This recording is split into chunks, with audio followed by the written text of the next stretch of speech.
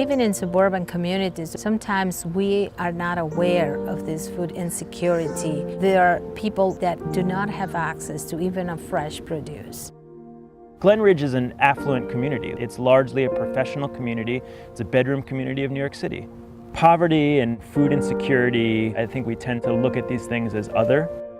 In the wake of the subprime mortgage collapse in 2008, I started to see where normally at the bus stops, you'd see two parents taking their kid to the bus and then catching the bus into the city. And what I started to see were a lot of parents coming, but not in the suits and ties. It made me realize that a lot of people had lost their jobs. Food insecurity is when someone is not able to have access to nutritional foods for their bodies to remain healthy. I was observing the difficulties that other people were having, but at the same time, I was experiencing some changes that were taking place in my own life. My children went away to college, and I felt somewhat disconnected with the community. I thought, well, you know, aside from growing food, I could also meet some new people.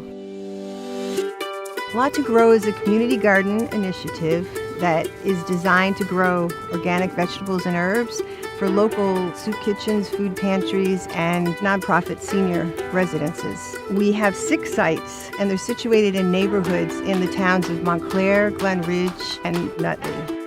We grow 3 cycles of vegetables. We start in March by planting cold weather vegetables, lettuce, kale, Swiss chard, radishes. And as the soil warms up, we're able to replace them with the traditional summer vegetables. At the end of summer, we begin another cycle of cold weather vegetables. To date, we've grown over 15,000 pounds.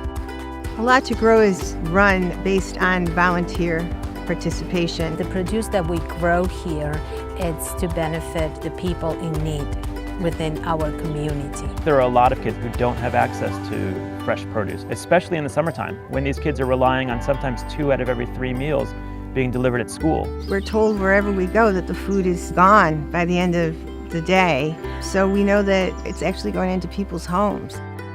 I think the greatest impact that A Lot to Grow has is that we're able to create a joyful setting where people can come in and feel good. When I garden, I feel I'm at my best. It's amazing how wonderful you get to feel that you say, we came from a tiny, tiny, tiny seed, and then all of a sudden you see this zucchini. It's amazing. When you see that there are problems in your community, you want to help, but nobody can solve this problem on their own. No one can do everything, but everyone can do something. In such a small space, we can do so much. Through A Lot to Grow, we get to see the community coming together. At the end of the day, we kind of all benefit.